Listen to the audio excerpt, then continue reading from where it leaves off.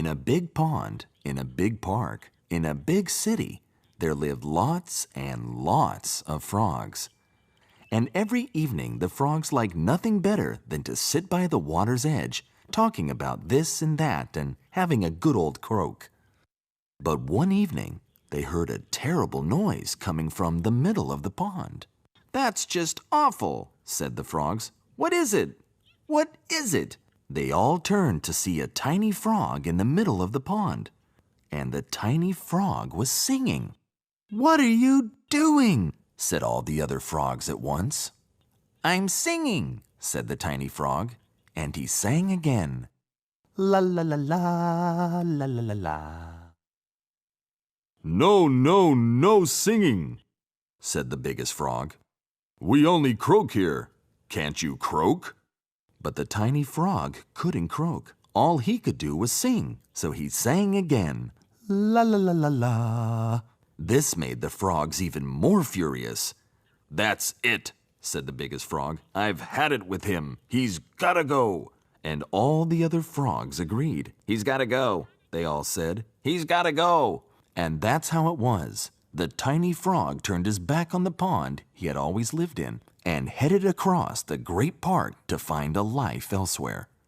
3 hours later, he was still walking. "There's a lot of grass in the park," said the tiny frog. "It goes on forever." And just as he said that, the grass disappeared, and the frog found himself standing on the side of a long, long road. The tiny frog's wide mouth fell open in amazement as he watched all the traffic zoom by.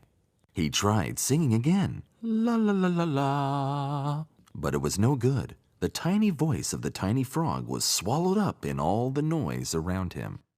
"Better keep going," the tiny frog said to himself.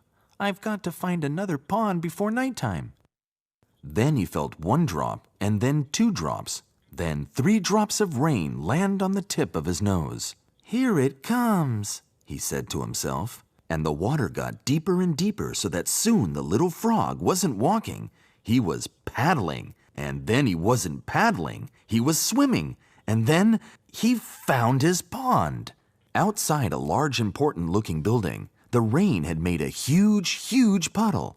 It ran all over the pavement and out onto the road, so that whenever a car went through, anyone passing by got really soaked. "And this," thought the frog happily, "will be my new home." And he began to sing once again.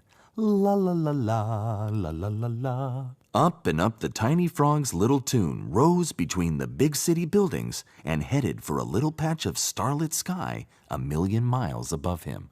Up and up and up until it floated through the window of a huge room where a huge man sat behind a huge desk.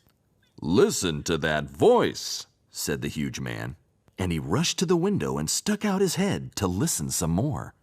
La la la la, sang the frog from way down below. "I want that voice for my next show," said the huge man. "I need that voice for my next show. Get me that voice." Many weeks later, back in the park, all the other frogs were gathered around a scrap of paper that had blown out of one of the trash cans.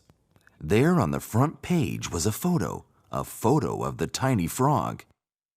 "It's him," said the biggest frog of all.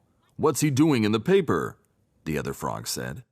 But of course, none of the frogs could read.